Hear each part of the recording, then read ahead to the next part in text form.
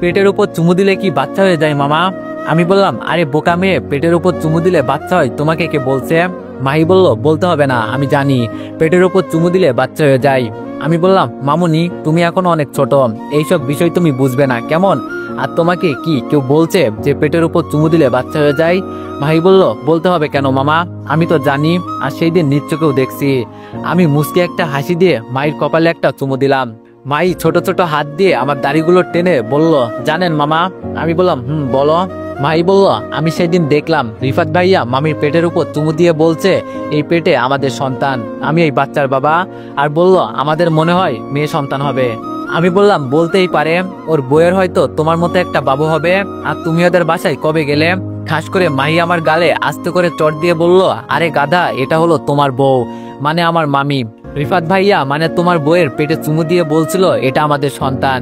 মায়ের কথা শুনে আমার চোখ কপালে উঠে গেল। কি বলছে এই মেয়ে? আরে না, আমিও আবার এইসব চিন্তা করছি, ও হয়তো পিচ্চি মেয়ে, আর রিফাত হয়তো আমাদের বাসায় কোনো কাজের জন্য আসছিল। রিফাত হলো আমার বেস্ট ফ্রেন্ড, আর ও আমাদের বাসায় প্রায় আসে, এতে ঘাবড়ানোর কি আছে? মাহির কপালে হাত দিয়ে বললাম, মামুনি, রিফাত তো আমার বেস্ট ফ্রেন্ড, হয়তো তোমার মামির কাছে কোনো দরকারে আসছিল, তুমি হয়তো ভুল কিছু দেখছো। মাহি বলল, আরে মামা, আপনি এসব কি বলছেন? আমি ভুল দেখছি মানে? আপনি যখন অফিসে থাকেন তখন রিফাত ভাইয়া আপনার বাসায় আসে, আমি তো প্রায় সময় দেখি। আর সেই দিন রিফাত ভাইয়াকে মামির পেটে চুমু খেতে আমি দেখছি। আর মামি যখন আমাকে দেখতে পাই তখন আমাকে ডেকে নিয়ে বলে, তুমি কি দেখছো বলো তো? তখন আমি বলছি, রিফাত ভাইয়া আপনার পেটে চুমু খেলো কেন? আর আপনার পেটের ভিতরে কি বাচ্চা আছে মামি? তখন মামি বলল, তোমার মামার যেমন আমার উপর অধিকার আছে, তোমার রিফাত ভাইয়ারও আমার উপর অধিকার আছে। আর তোমার রিফাত ভাই তোমার মামার বেস্ট ফ্রেন্ড না, এজন্য আমার উপর অধিকার আছে। আর আমরা তো খেলা করছিলাম, এটাকে চুমু খেলা বলে, বুঝলে? শেষে আমাকে চকলেট দিয়ে বলল আমি যেন এইসব কথা কাউকে না বলি।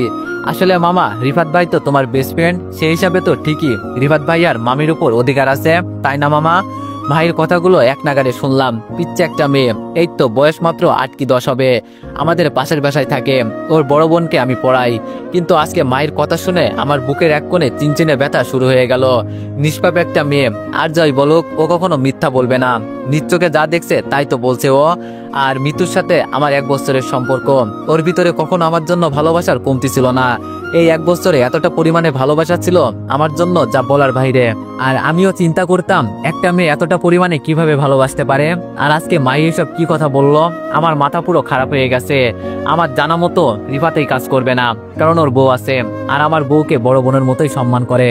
আর বিশেষ করে আমার বউ 3 মাসের প্রেগনেন্ট, আমার যে সন্তান হবে এতে আমার পরিবার সহ আমি যে কতটা খুশি হয়েছি বলার বাইরে। শরীরটা এখন আমার থরথর করে কাঁপতে লাগলো, মনের ভিতরে যে অজানা একটা ভয় ঢুকে গেল। মাহি বলল, মামা, মামা, ও মামা। মাহির কথায় হুশ আসলো আবার। মাহি বল। মাহি বলল, বললেন না তো মামা, পেটে চুমু দিলে কি বাচ্চা হয় নাকি? আমি বললাম, সেই সব পরে বলবো, আগে বল আমি অফিসে যাওয়ার কতক্ষণ পর তোর রিফাত মামা আসে? ভাই বলল, এই তো মামা, কখনো কখনো 11টা হয়তো, আবার কখনো কখনো বিকালে। কেন বলুন তো? আমি বললাম, না এমনি। শোন, এইসব কথা কাউকে কি বলছো? ভাই বলল, আরে না, আপনাকে শুধু বললাম। আচ্ছা চলেন, আপু কি জন্য ডাকছে আপনাকে? আমি বললাম, যাবো।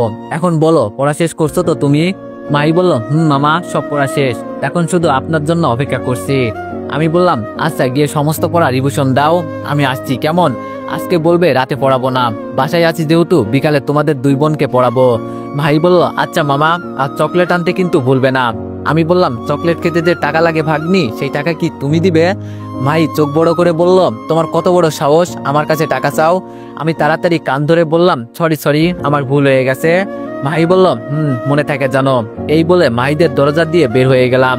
জানালার কাছে গিয়ে বাইরে আনমনে তাকিয়ে আছি। আচ্ছা, মাহি যা বলছে তা যদি সত্যি হয়, 1 বছরের সম্পর্ক আমাদের, আমি জানি নিতু কতটা ভালো, ওর মতো ভালো কোনো মেয়েই হয় না। আর রিফাত এতটা খারাপ না, ও আমার বেস্ট ফ্রেন্ড, আমি জানি ও আমার বউকে কতটা সম্মান করে। মাহি যেহেতু বলছে এইসব কথা, একদিন দেখি না পরীক্ষা করে। আমাদের সংসার জীবনে সন্দেহ জিনিসটা কখনোই ছিল না, কিন্তু আজকে মাহি এইসব বলার পর বুকের ভিতরে অজানা একটা ভয় হচ্ছে। আমি আজকে বাসায় আসি দেখে মিতু আমাকে রেখে বাজারে গেছে কি জানি কি কিনতে।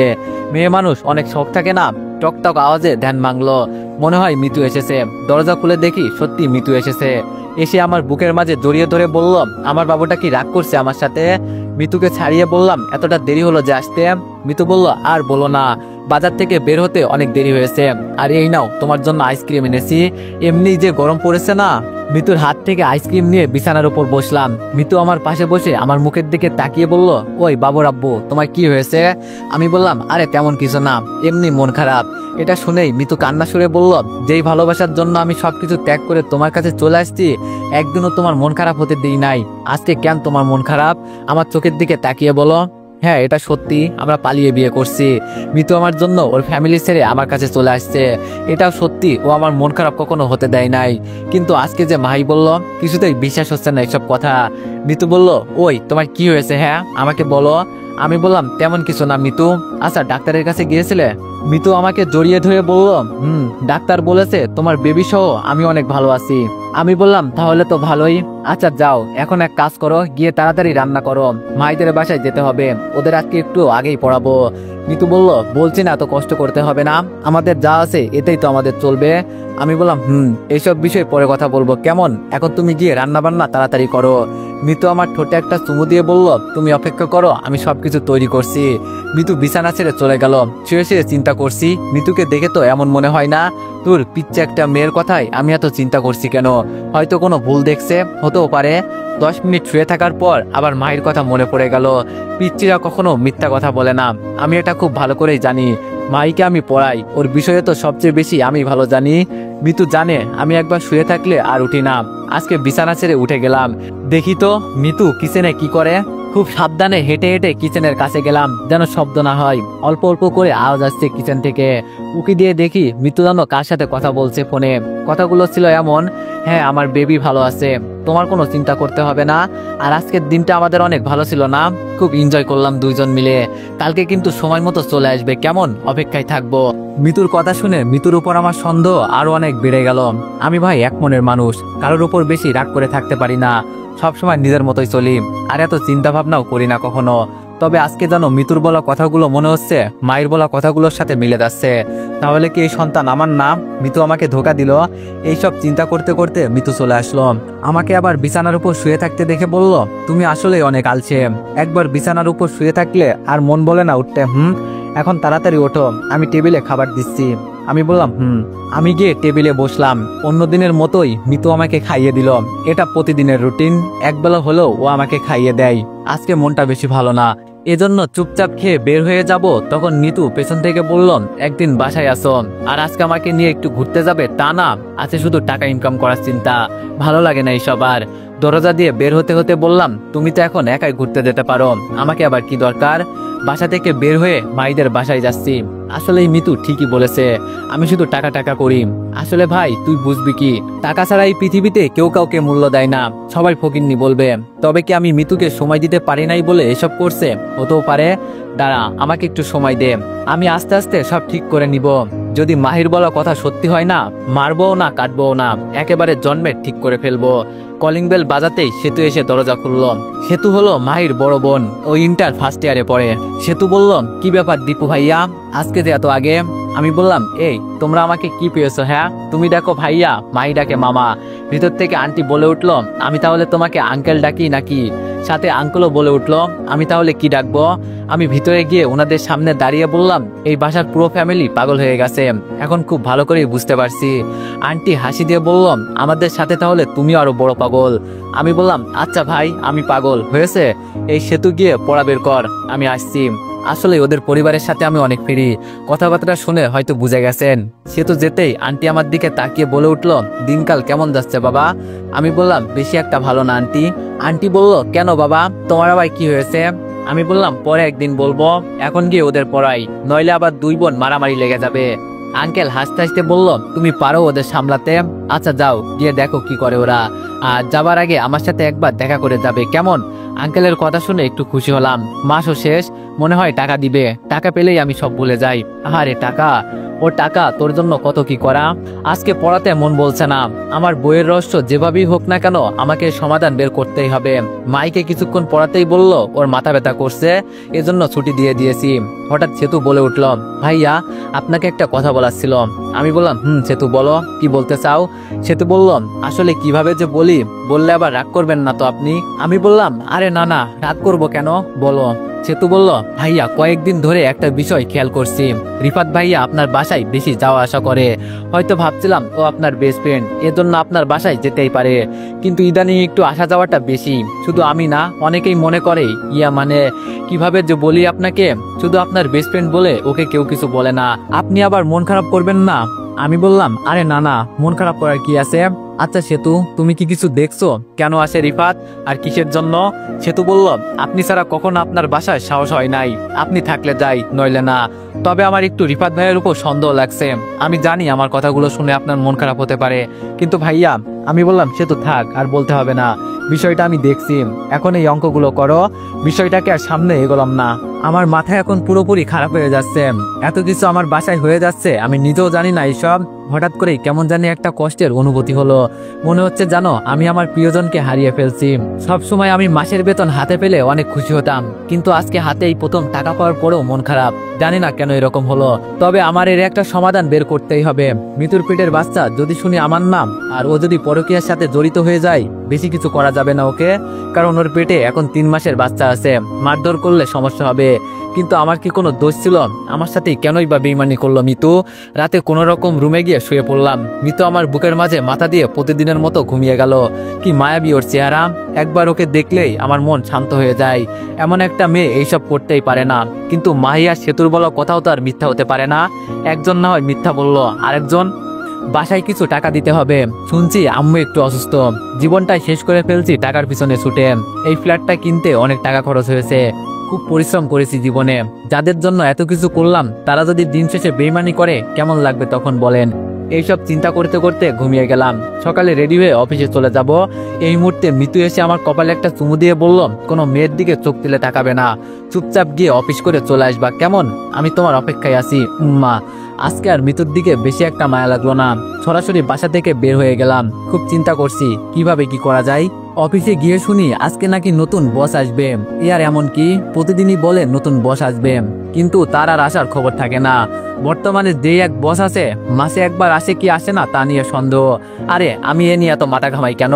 নিজের ডেস্কে বসতেই পাশ থেকে তাহমিনা ভাবি বলে উঠলো, কেমন আছেন ভাই? আমি বললাম, এই তো ভাবি, মোটামুটি ভালো, আপনি কেমন আছেন?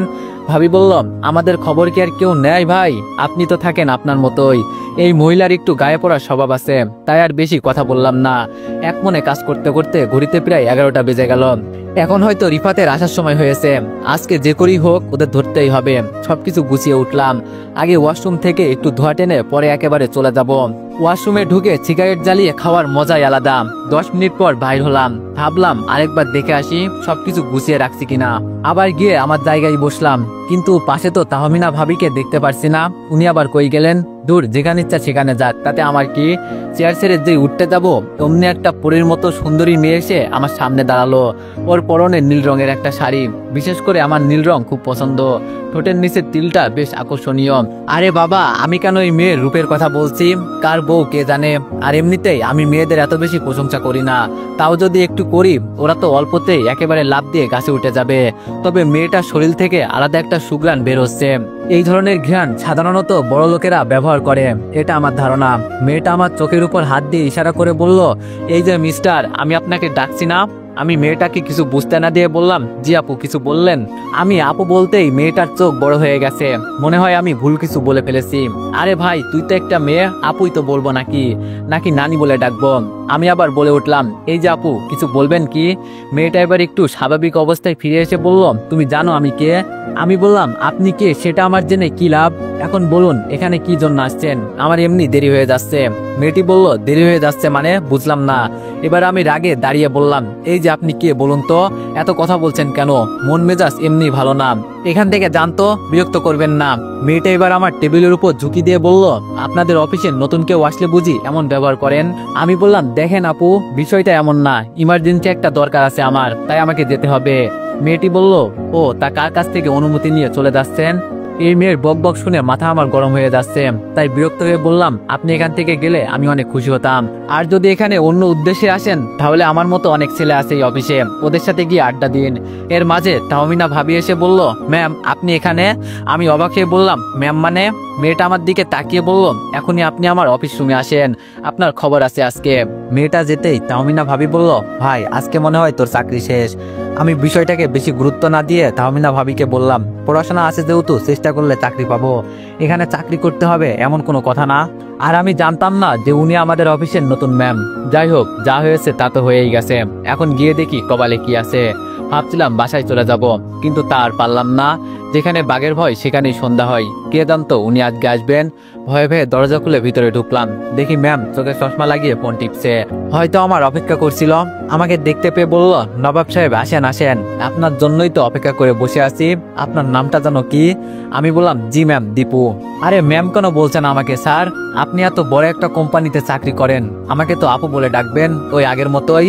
মাথা নিচু করে বললাম, সরি বলছি তো ম্যাম, আমি জানতাম না এটা যে আপনি হবেন। ম্যাম টেবিলের উপর জোরে হাত দিয়ে আঘাত করে বলল, অফিসে আসেন কি মজা করার জন্য? যখন ইচ্ছা চলে যাবেন। এটা কি আপনার বাবার অফিস? আমি কোনো কথা বললাম না, চুপচাপ দাঁড়িয়ে আছি। এক বইয়ের চিন্তায় বাঁচি না, এর মাঝে আরেক বিপদ এসে হাজির। ভালো লাগে না আর এইসব। ম্যাম আবার বলে উঠলেন, আজকে থেকে আপনার চাকরি নাই, এখন অন্য জায়গায় গিয়ে চাকরি দেখতে পারেন। এরকম মানুষ আমার কোম্পানিতে আমি রাখবো না। না জানি কাজ না করে কতদিন বসে বসে বেতন নিয়েছেন। এটা শুনেই মেজাজ আমার হট হয়ে গেল। গলা থেকে টাইটা সরিয়ে বললাম, তোর বাপের চাকরি তুই কর শালিম, এই চাকরি তোরে আমি দিয়ে গেলাম। এছাড়া আর কি বলবো বলেন? এমনি টেনশনে বাঁচি না, এর মাঝে আবার বলে চাকরি নাই। মাথাটা পুরোপুরি গরম হয়ে গেছে আজকে। এগুলো বলে দরজা দিয়ে যেই বেরোবো, পেছন থেকে ম্যাম বললেন, দাঁড়ান। আমি পিছনে তাকিয়ে বললাম, আসলে আমি সরি ম্যাম, আপনার সাথে এভাবে কথা বলার জন্য। বাসা থেকে ঝগড়া করে আসছি তো এজন্য। আর সমস্যা নেই, চাকরি থেকে বের করতে হবে না, আমি নিজেই চলে যাচ্ছি। আসলে ওনাকে বকা আমার ঠিক হয় নাই। কার রাগ দিয়ে কার উপর মিটিয়ে দিলাম। যতই হোক উনি আমাদের অফিসের বস। এর মাঝেই ম্যাম বলে উঠলেন, আমি তোরে এজন্য ডাকি নাই বিয়াদব, তোদের মতো ফালতু ছেলেকে কে যে এইসব চাকরি দেয় বুঝি না।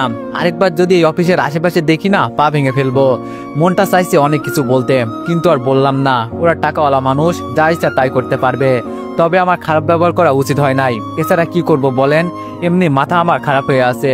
অফিস থেকে বের হতে হতে শুনলাম কে জানি বলছে, আমাদের নতুন ম্যাম অনেক ভালো আছে, তার ব্যবহার খুব ভালো, আর বিশেষ করে উনি কাউকে বকা দেয় না, খুব সুন্দর ভদ্রভাবে কথা বলে। মনে মনে বললাম, তাহলে আমার সাথে এমন করলো কেন? হয়তো আমি আগে ওনাকে রাগিয়ে দিয়েছি। নতুন ম্যাম আসতে না আসতেই আমার চাকরি শেষ হয়ে গেল। ও মোর কপাল। দিনকাল খারাপ গেলে যেমন হয় আর কি। অফিস থেকে বের হয়ে একটা খোলা মাঠে গিয়ে বসলাম। আগে মনটাকে একটু শান্ত করি, পরে বাসায় যাব। এই প্রচন্ড রোদ্রের মাঝে বসে আছি।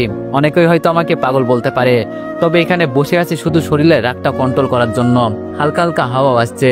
কিছুক্ষণ পর উঠে যাই চলে যাব, তখন পিচ্ছে একটা মেয়ে ফুলের তোড়া নিয়ে এসে বলল, ভাইয়া এই ফুলগুলো নেন না, বাসায় গিয়ে ভাবিকে দিবেন। বেশি না, আমাকে 50 টাকা দিলেই হবে। মেয়েটাকে দেখে একটু মায়া লেগে গেল। মুখটা ঘেমে একাকার হয়ে গেছে, তাও এই রোদ্রের মাঝে ঘোরাঘুরি করছে কয়েকটা টাকার আশায়। মেয়েটাকে বললাম, চলো ওইদিকে গিয়ে বসি, তারপর তোমার সব ফুলগুলো আমি কিনে নিব। ভালো একটা জায়গায় গিয়ে বসলাম। আশেপাশে অনেক মানুষ গার্লফ্রেন্ড বয়ফ্রেন্ড নিয়ে বসে আছে। এদের কথা বলে আর গল্পটা নোংরা করতে চায় না। পিচ্চি মেয়েটাকে প্রশ্ন করলাম, কি করলে টেনশন কমে যাবে বলতে পারবে তুমি? পিচ্চি আমার কথায় উত্তর দিয়ে বলল, সবকিছু মিলিয়ে একটা মানুষ হয় জানেন ভাইয়া। একটা মানুষের ভিতরে বিবেক বুদ্ধি সবকিছু আছে, আর টেনশন আছে বলেই তো সে সবকিছু সফল করতে পারছে। কিভাবে টাকা ইনকাম করবে, কিভাবে পরিবারকে সুখে রাখবে, সেই টেনশনই তো তার ভিতরে থাকবে। এটাই তো স্বাভাবিক। যেমন আমার টেনশন, আমি আমার বাবা মাকে কিভাবে সুখে রাখবো।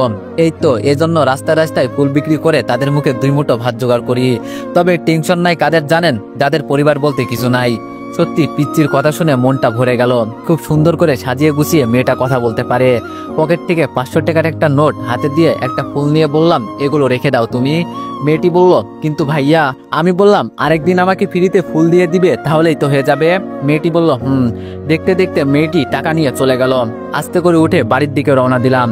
তবে আজকে যত বাসার কাছে যাচ্ছি, ততই যেন আমার বুকের ভয়টা বেড়ে যাচ্ছে। বুঝলাম না কেন এমন হচ্ছে। বাসার কাছে গিয়ে দেখি অনেক মানুষ জড়ো হয়ে আছে আমার বাসার সামনে। সেতু দূর থেকে আমাকে দেখতে পেয়ে আমার কাছে এসে বলল, আমি কি বলছিলাম ভাইয়া মনে আছে?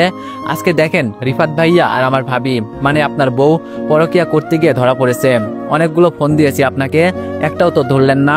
সেতুর কথা শুনে এখন সত্যি সত্যি আমার চারপাশের পরিবেশটা ঘুরতে লাগলো। যে আমাকে এতটা পরিমাণে ভালোবাসে, সে আজকে এই কাজ করলো, মেনে নিতে পারছে না কোনোভাবেই। খুব কষ্ট হচ্ছে এগুলো দেখে। আমাকে দেখতে পেয়ে অনেকেই বলছে স্বামী বাইরে চাকরি করে, আর এই সুযোগে বউ ঘরের ভিতরে নোংরামি করে। সিসি, এমন বউ থাকাচ্ছে না থাকাই ভালো। এরা সমাজটাকে ধ্বংস করতে চাইছে। ভিতরে গিয়ে দেখি রিফাত আর আমার বউ নিচে একসাথে বসে আছে। মৃত্যুর শরীরের কাপড় উল্টাপাল্টা হয়ে আছে। মাথার রক্তটা যেন কিছুক্ষণের জন্য গরম হয়ে গেল। কি করব এখন এদের ভেবে পাচ্ছি না। মিতু আমাকে দেখতে পেয়ে আমার পায়ের উপর পড়ে গিয়ে বলল, ওগো আমাকে মাফ করে দাও, আমি যে অনেক বড় ভুল করে ফেলেছি, আমি তোমাকে ঠকিয়েছি, আমি না বুঝে এসব করে ফেলেছি, আর জীবনেও এসব হবে না, মাফ করে দাও। পা দিয়ে লাথি দিলে ওর পেটের বাচ্চার এখন সমস্যা হবে, তাই আমি পিছনে সরে গেলাম। মাহির বাবা আমার কাছে এসে বলল, পুলিশ ডাকবো বাবা? আমি বললাম, না আঙ্কেল, তা করতে হবে না, সবাইকে বলুন এখান থেকে চলে যেতে। পাশ থেকে এক মুরব্বী বলল, চলে যাবে মানে? আমরা এর সুস্থ বিচার দেখতে চাই, এভাবে ওদের রেখে গেলে ওরা আরো সুযোগ পাবে। মুরব্বীর দিকে তাকিয়ে বললাম, দেখুন চাচা, আমি চাইলে ওকে মারতে পারি, কিন্তু 3 মাসের প্রেগনেন্ট, তাই আমি ওর উচিত শিক্ষা দিব, চিন্তা করবেন না। সবাই তো দেখে যেতে চান, অপেক্ষা করুন। আমার মতো এক ইয়াং ছেলে বলল, সে তোমার বউ, তুমি দেখবে, ওকে তো ছাড়বো না আমরা। ওই সবাই শালাকে ধর। এটা বলতেই রিফাতকে টেনে নিয়ে মারতে মারতে আধমরা করে ফেলছে। জনগণের মার বোঝেনি তো কেমন মারবে। মিতু শুধু মাথা নিচু করে কান্না করছে। আমি আরো আগেই কাজীকে কল করেছি এখানে আসতে। এই মেয়েকে নিয়ে আমার পক্ষে আর সংসার করা সম্ভব না। আর দেখতে দেখতে কাজী সাহেবও চলে আসছে। কাজে আসতে বললাম, ওদের বিয়ে পড়ানো শুরু করুন। এটা বলতেই মিতু জোরে চিৎকার দিয়ে কান্না করে বলল, ওগো আমার ভুল হয়েছে, আমাকে মাফ করে দাও, এমন শাস্তি আমাকে আর দিও না, আমি তোমাকে ছাড়া থাকতে পারবো না। এটা বলতেই মিতু আমার কাছে এসে আমার চোখের উপর চোখ রেখে বলল, আমার চোখের দিকে তাকিয়ে বলো, আমাকে মাফ করোনি। বলছি তো আমি অনেক বড় ভুল করে ফেলেছি। শরীরে যতটা শক্তি ছিল সবটা দিয়ে একটা চড় দিয়ে বললাম, খালি ভুল করে বলিস আবার ভুল হয়ে গেছে। তোরে তো আজকে প্যান্টের বেল খুলে যেই মারতে যাব, তখন সেতু এসে আমার হাত ধরে বলল, ময়লার উপর হাত দিয়ে কি আপনার হাত নোংরা করতে চান? ও তো নষ্ট একটা মেয়ে, এগুলো করে বেড়ানো ওর স্বভাব। কাজী সাহেব, আপনি আপনার কাজ করুন। হঠাৎ কে জানি বলল, এই বিয়ে হবে না, আর হতেও পারে না। তাকিয়ে দেখি রিফাতের বউ। রিফাতের বউ সরাসরি আমার পায়ে পড়ে বলল, ভাইয়া এই বিয়ে দিয়ে আমার জীবনটাকে নষ্ট করবেন না। আমি জানি ও কত বড় ভুল করেছে, কিন্তু আমার ঘরে এখন সতীন গেলে আমার অবস্থা অনেক খারাপ হয়ে যাবে। আমি ওর বিচার করব, এগুলো আমার উপর ছেড়ে দেন। আমি ভাবিকে পায়ের উপর থেকে তুলে বললাম, আপনি কেমন মেয়ে হ্যাঁ, যে নিজের স্বামীকে কন্ট্রোল করতে পারেন না? বউ থাকতে অন্য মেয়ের কাছে চলে আসে।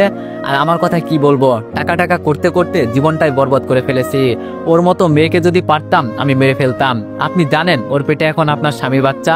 মিতু কান্না করতে করতে আমার দিকে তাকিয়ে বলল, এই বাচ্চাটাকে অন্তত ওর বলো না, এটা তো আমাদের সন্তান। কেন দীপু, তোমার মনে নেই আমাদের সন্তানকে অস্বীকার করছো তুমি? মিতুর কথা শুনে আমি হাসতে লাগলাম। মাইকে ডেকে বললাম, সেই দিন কি হয়েছিল বলতো? মাই এক এক করে সব বলে দিল। এখন তো মিতুর মুখটা দেখার মতোই হয়েছে। অনেক কাহিনী হয়েছে, আর নাম আগে ওদের সমাধান করি, পরের হিসাব করব। এই কাজী, আপনি বিয়ে পড়ান।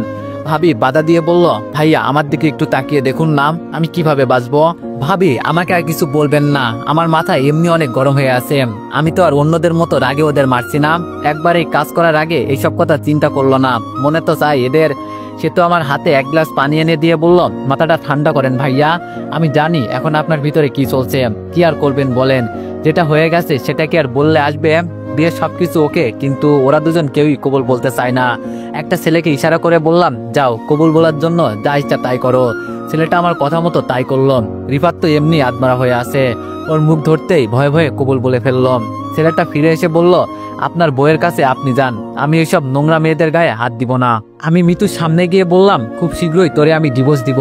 আমার কাছে ভালো সেজে গোপনে গোপনে তোরে মনটা চাইছে মেরে ফেলি। এখন ভালোই ভালোই কবুলটা বলে ফেল, তোর উপর হাত তুলতে আমার বাধ্য করিস না। মিতু বলল, প্লিজ তুমি এমনটা করতে পারো না, আমি না জেনে অনেক বড় ভুল করে ফেলেছি। এখানে আমার কোনো দোষ ছিল না, সব তোমার বন্ধুর। আমি বললাম, তোর কথা শেষ হয়েছে, এখন আর কিছু শুনতে চাই না, কবুল বলতে বলছি বল, নইলে এখন কিন্তু। মিতু বলল, একবার। আমি এবার চিৎকার দিয়ে বললাম, তুই কবুল বলবি নাকি অন্য ব্যবস্থা করতে হবে? মিতু ভয়ে ভয়ে কবুল বলে অন্য কারোর বউ হয়ে গেল। এখন আমার ভিতরে একটু ভালো ফিল হচ্ছে। যাক, এটা তো একটা সমাধান করতে পেরেছি। অন্যদের মতো মারিও নাই কাটিও নাই, একেবারে জায়গায় ঠিক করে ফেলছি। তবে এখন থেকে মিতুর জীবনের দুর্দশা শুরু হবে, এটা আমি শিওর। সবাইকে বললাম এখন থেকে সমাধান হয়েছে, সবাই প্লিজ চলে যান। যেতে যেতে একটা ছেলে বলল, ওদের মেরে ফেলা উচিত ছিল, নইলে আবার কোন দিন কার সাথে কি করে বসে ঠিক নেই। এখন রুমে আসি আমি, মিতু, রিফাত আর ওর বউসহ সেতুর পরিবার। এখন একটু ওকে জিজ্ঞেস করব আমার সাথে কেন এমন করলো। হঠাৎ করে আঙ্কেল আমার দিকে তাকিয়ে বলল, বাবা এখন তুমি তাহলে কি করবে? আমি বললাম, আঙ্কেল এখান থেকে কাউকে যেতে দিবেন না, আমি একটু মিতুর সাথে আলাদা করে কথা বলবো, কয়েক মিনিট অপেক্ষা করুন। সেতু বলল, ভাইয়া বুঝলাম না আপনি কি করতে চাইছেন। এত কিছু হয়ে যাওয়ার পরেও মুচকে এসে বললাম, তেমন কিছু না সেতু, ওকে একটু জিজ্ঞেস করব আমার সাথে কেন এমন করলো। মিতু আমার দিকে অসহায় হয়ে তাকিয়ে আছে। আমি মিতুকে হাত দিয়ে ইশারা করে বললাম রুমে যেতে। যেতে যেতে রিফাতকে বললাম, তুই আমার বেস্ট ফ্রেন্ড হয়ে আমার সাথে এমন করবি আমি জানতাম না। তুই আমাকে সরাসরি বলতি, আমি নিজে ওর সাথে তোর বিয়ে দিয়ে দিতাম। তবে এটাই শুধু বলবো, ভালো থাকিস। আর কিছু বলার নেই আমার। আর কিছু বললাম না, রুমে গিয়ে সরাসরি দরজা বন্ধ করে দিলাম। দরজা বন্ধ করে মিতুর দিকে তাকাতেই মিতু আমার পায়ের উপর হুমড়ি খেয়ে পড়ে গেল। 2 হাত দিয়ে আমার পা ধরে আছে। মেজাজ আমার কতক্ষণ ঠিক থাকে বলেন? দিলাম জোরে পা দিয়ে এক লাথি। চোখ লাল করে বললাম, আমার খেয়ে আমার বাসায় থেকে এইসব করিস? তা এখন বল, কতদিন ধরে এইসব চলছে? মিতু কান্না করতে করতে বলল, বিশ্বাস করো এখানে আমার কোনো দোষ ছিল না, সব তোমার বেস্ট ফ্রেন্ডের সাজানো নাটক। রাগে বললাম, তোরে আমি যেটা বলছি সেটার উত্তর দে, এত কথা আমি তোর কাছ থেকে শুনতে চাইছি? মিতু বলল, তুমি আমাকে কি দিয়েছো? হ্যাঁ, একটু ভালোবাসার জন্য আমি কি না করি নাই? সারাদিন শুধু টাকা টাকা করো। আমি কি চাই সেটা একবার চিন্তা করেছো? আমার মন যেটা বলছে আমি সেটা করছি। এত বকবক না করে আমাকে রাখার হলে রাখো, নইলে ডিভোর্স দিয়ে দাও। মিতুর কথা শুনে কিছুক্ষণ চুপ থাকলাম। আনমনে বলে উঠলাম, যার জন্য এত কিছু করলাম আজকে সে বলে আমার জন্য কি করেছো? আজীবন টাকা টাকা করে গেলাম কেন? ভবিষ্যতের জন্য, যেন আমার ছেলে মেয়ে সুখে থাকতে পারে। কি বলবো, তোর মতো যে একটা মেয়ে আমার বউ ছিল এটা আমার ভাবতেই ঘৃণা হয়। মন কি যে বলে জানিস, তোরে মেরে আমি জেলে যাই, বুঝবি একদিন। এখন সময় আমার খারাপ, তাই কিছু বললাম না। হঠাৎ দরজায় টুকাই কথা বলা বন্ধ করলাম। বাইরে বলে আসছি যেন বিরক্ত না করে। এখন আবার কি হলো? দরজা খুলতেই দেখি বাইরে পুলিশ সহ একজন উকিল দাঁড়িয়ে আছে। রিফাতের বউ পিছন থেকে বিলিয়ন রুপি হাসি দিয়ে বলল, এই তোর কি মনে হয় রিফাত আমার কথা না শুনে এইসব করছে? আমি বলছি দেখেই ও তোর বউয়ের সাথে এইসব করছে। আর বিশেষ করে এখানে আমাদের 3 জনের চিন্তা ভাবনা ছিল কিভাবে তোর এই ফ্ল্যাটটা আমাদের নামে করব। আজকে সেই সময় এসেছে। আমার ভাই এই থানার ওসি, আর সাথে উকিল নিয়ে আসছে। সব কাগজে সাইন করে দে, নইলে কি যে করব ভালো করেই তো জানিস। আঙ্কেলের দিকে তাকাতেই ইশারা করে বলল, বাবা আমাকে মাফ করে দিও, আমি তোমার জন্য কিছুই করতে পারলাম না। বুঝতে পারছি এখানে আঙ্কেলের কিছু করার নেই, সবাইকে আটকে রাখছে পুলিশ। রিফাত আমার গালে একটা চড় দিয়ে বলল, ছালা আমাকে বেস্ট ফ্রেন্ড বলিস? তোর সেই যোগ্যতা আছে? এখন তুই এই বাসাটা আমার নামে লিখে দিবি, আর আমরা সুখে শান্তিতে সংসার করব। শেষমেশ মিতুর দিকে তাকালাম, কিন্তু ওকে দেখে বোঝা যাচ্ছে ও কতটা খুশি হয়েছে।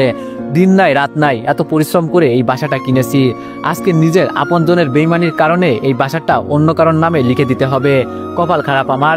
এর মাঝে উকিল এসে একটা কাগজ আমার সামনে ধরে বলল, এখানে একটা সাইন করেন। দরজায় তাকিয়ে দেখি দরজার কাছে একজন পুলিশ দাঁড়িয়ে আছে, যেন আমরা কেউ বাইরে যেতে না পারি। ভাবছিলাম এখান থেকে দৌড়ে পালিয়ে চলে যাব, কিন্তু সেই পথটাও বন্ধ। বিশেষ করে এখানে আমার জন্য আঙ্কেল আন্টি অপমানিত হচ্ছে, তাই কোনো কিছু না ভেবে কাঁপা কাঁপা হাতে কলমটা নিলাম। কলমটা নেওয়ার সাথে সাথে চোখ থেকে এক ফোঁটা জল গড়িয়ে পড়লো। এতদিনের পরিশ্রম একটা সাইনের কারণে সব শেষ। সাইন করে দেওয়ার পর শুধু বললাম, কাকে কি বলবো? আমার অর্ধাঙ্গিনী আমার সাথে বেইমানি করেছে, কারোর উপর আমার আর কোনো অভিযোগ নেই। শুধু বললাম, দিন শেষে যেন বেইমানগুলো ভালো থাকে, আর যেন এমন বেইমানগুলোর সাথে দেখা না হয়। আঙ্কেল আন্টিদের সাথে বাইরে যেতে যেতে সেতু বললাম, ভাইয়া আমাদের কিছু করার ছিল না, মাফ করেন। হঠাৎ করে পুলিশ এসে গেল, আমাদের বাইরেতেও দেয়নি, নইলে বাবা হয়তো কিছু করতে পারতো। আমি বললাম, আরে না বাদ দাও, আমার কপালে এসব লেখা ছিল, এজন্য হয়েছে, কাউকে আমি দই দিই না। এত কষ্টের টাকা আমার সব জ্বলে গেল। আঙ্কেল আমার হাত ধরে বলল, মন খারাপ করো না বাবা, সব ঠিক হয়ে যাবে। সেতুদের বাসার ভিতরে গিয়ে সোফায় বসলাম। সবাই ভিতরে চলে গেল, শুধু আঙ্কেল বসে আছে। আঙ্কেল বলল, তা বাবা এখন তুমি তাহলে কি করবে? আমি বললাম, কি আর করব আঙ্কেল, দেশের বাইরে গিয়ে কয়েকদিন বেরিয়ে আসবো, তারপর চাকরি খুঁজাখুঁজি করব। সব তো চলেই গেল। আঙ্কেল বলল, কেন বাবা তোমার চাকরির কি হয়েছে? আমি বললাম, আজকে সকালে নতুন বস এসেছে, ওই একটু ঝগড়া হয়েছিল, আমি জানতাম না উনি আমাদের নতুন বস। একটু কথা কাটাকাটি হয়েছে, এজন্য চাকরি চলে গেছে।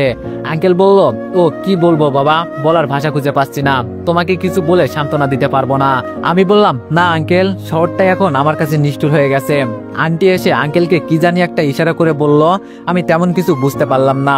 কিছুক্ষণ চুপ থাকার পর আঙ্কেল বলে উঠল, বাবা তোমাকে আমি একটা কথা বলতে চাই। আমি বললাম, বলেন আঙ্কেল। আঙ্কেল বলল, দেখো বাবা, তোমার সাথে আজকে যা কিছু হয়েছে সব ভুলে যাও।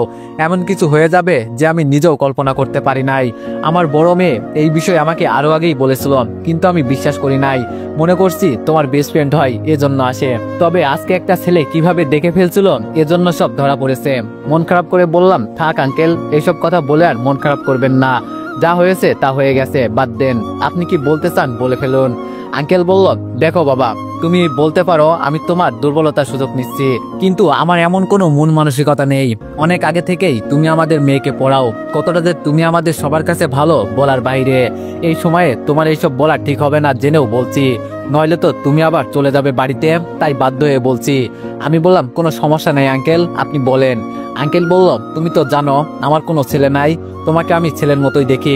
আমি চাইছি তোমার সাথে আমার বড় মেয়েকে বিয়ে দিতে, একটা জামাইও পেয়ে গেলাম, সাথে একজন ছেলে হয়ে গেল আমার। আঙ্কেলের কথা শুনে এবার আমি বোবা হয়ে গেছি। কি সব বলছে উনি? ওনার কি মাথা খারাপ হয়ে গেল যে আমার স্টুডেন্টকে তাকে বিয়ে করার কথা বলছে? না ভাই, এখন মনে হচ্ছে আমার পুরো মাথাটা ধরে গেছে। তো এভরিওয়ান, নেক্সট পার্টের জন্য সবাই একটু বেশি বেশি কমেন্ট আর একটু বেশি বেশি কপি লিঙ্ক করে দিও। ধন্যবাদ।